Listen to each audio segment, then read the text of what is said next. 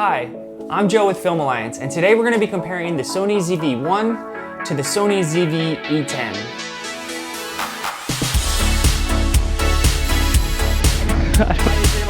With no stabilization issues. The burning question that's been plaguing all of us for the past couple of months is how does the ZV-E10 square up to the ZV-1? And is it worth picking up the ZV-E10 to replace your ZV-1?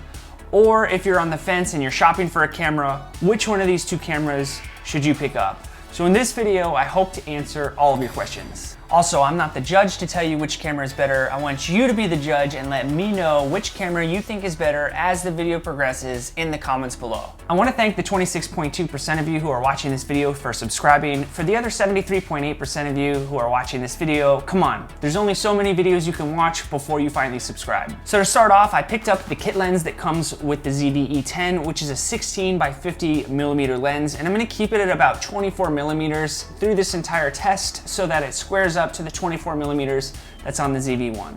With that being said, I will take this lens as wide as it will go, which is 16 millimeters, to see how much wider it is than the ZV-1. I set manual exposure up on both of these cameras, so we're having an apples to apples comparison, but I will throw them into auto exposure during some of these tests to see how they adjust for the natural light.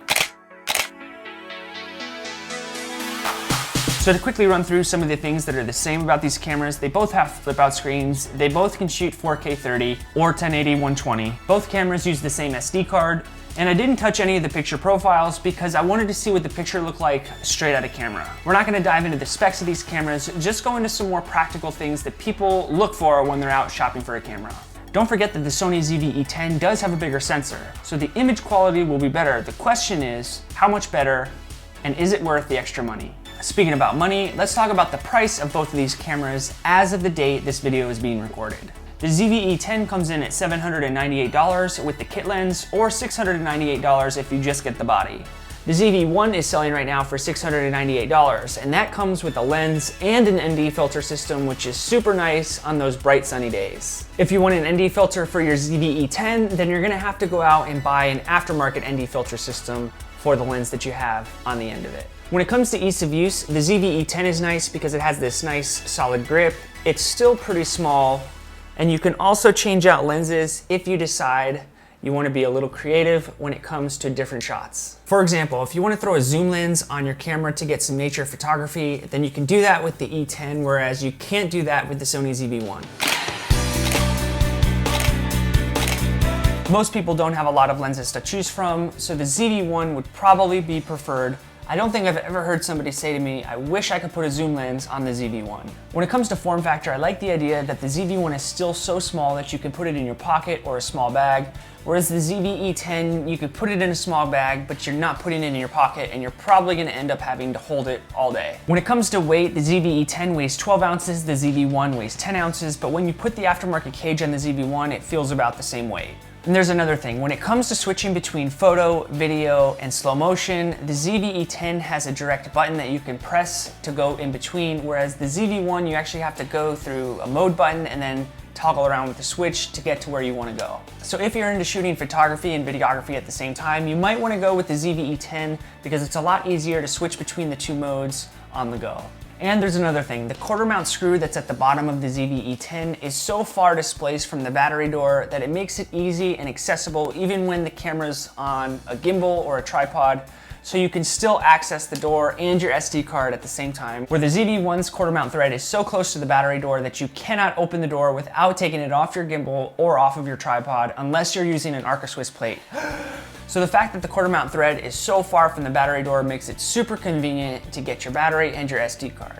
Speaking about convenience, this video is being sponsored by Envato Elements, and that's pretty convenient too because it's a one-stop shop to get all of your graphics, music, and stock footage all in one spot. In fact, the music and the sound effects that you've heard in this video so far were taken from Envato Elements, so I highly recommend you take a look if you are a creator and you want to take your videos to the next level.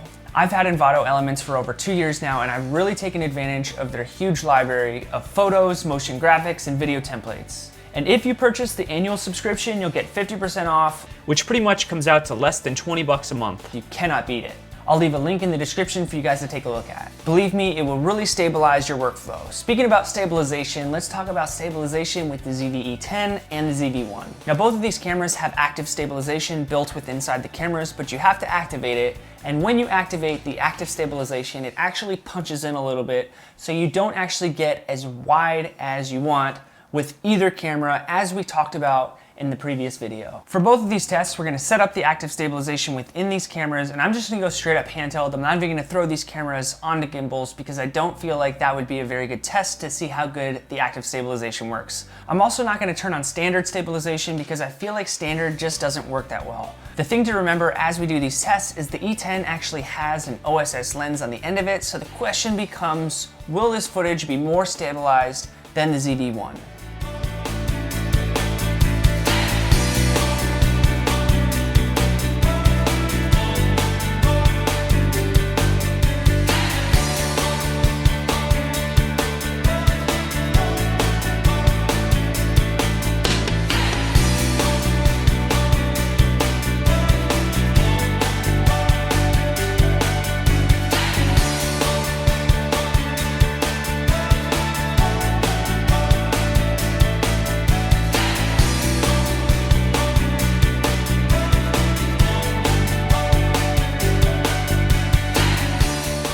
Both of these cameras have lightning fast autofocus, but let's put them to the test to see how fast they can focus on a product and on a face.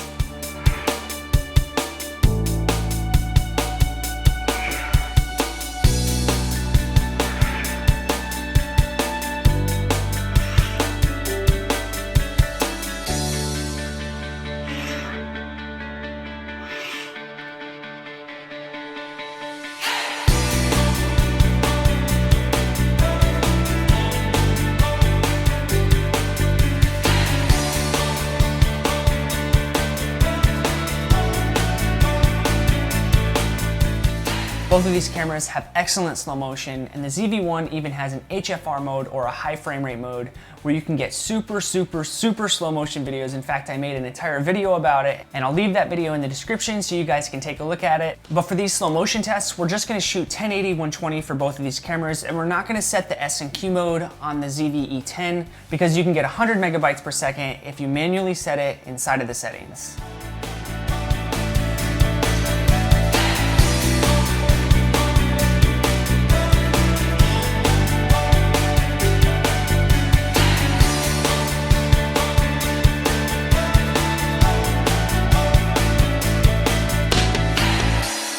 One big question I had before I bought the Sony ZV-E10 was how much better was the audio quality going to be compared to the ZV-1? Was it going to be the same? Was it going to be better? Could you even tell a difference? So as I talk right now, we're going to switch back and forth between the audio between the ZV-E10 and the ZV-1, and you be the judge to see which one gives a better audio sound. Now we could dive pretty deep into audio, but let's just keep it topical now in a controlled room environment so that you can get the best bass out of what you're hearing. Now that was pretty fun holding the cameras out like that, so I think our next test will be a vlogging test, and we're gonna see how wide both of these cameras get, and also look to see how shaky the footage is when my arm is fully extended. So I have the active stabilization set for this vlog type of setup. I actually have the lens set to 24 millimeters, just like the ZV-1, and as you can see, it's just so close to my face, and I'm holding my arm as far out as I possibly can. So now we're gonna compare the ZV-1 to see what that looks like at 24 millimeters, which was basically all the way back.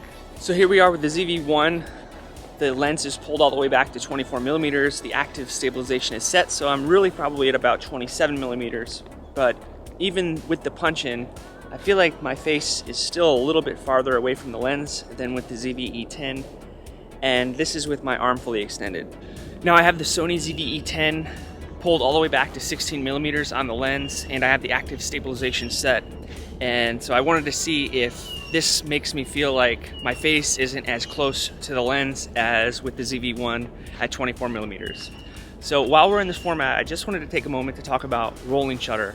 And I know a lot of people are concerned about rolling shutter when it comes to the Sony ZV-E10. I've never had an issue with rolling shutter on any of my cameras, and the reason why is because I make sure to never shake my camera like that, and so I don't think rolling shutter is something that you should be worried about when you're purchasing one of these cameras, because I've never had any issues with it. Now, one of the things I was nervous about when I purchased the ZV-E10 was the battery life. I didn't know if the battery life was going to last very long, knowing that the batteries that it came with are known by people on the internet to not last very long. But I thought to myself, it had to at least last longer than the ZV-1. So I was able to get the ZV-E10 to last about a half hour extra when I was shooting in 4K 24 than the ZV-1. Also, an interesting note, when it got down to 0%, I was still able to shoot for about 15 minutes before it finally turned off. Let's do a low light test. So for this low light test on the ZV-E10, I actually have the ISO set up to 3200. My aperture is at f3.5 and my shutter speed is 1/50. I'm shooting in 4K 24 frames per second so that you guys can have a good idea of what this camera can produce in a low light setting. So for this test for the ZV-1, I set the ISO to 3200, just like the ZV-E10. My aperture is a little bit lower at f2.8. and my shutter speed is 1/50. I'm shooting in 4K 24 frames per second so that you guys can have a good idea of how the ZV-1 shoots in low light compared to the ZV-E10.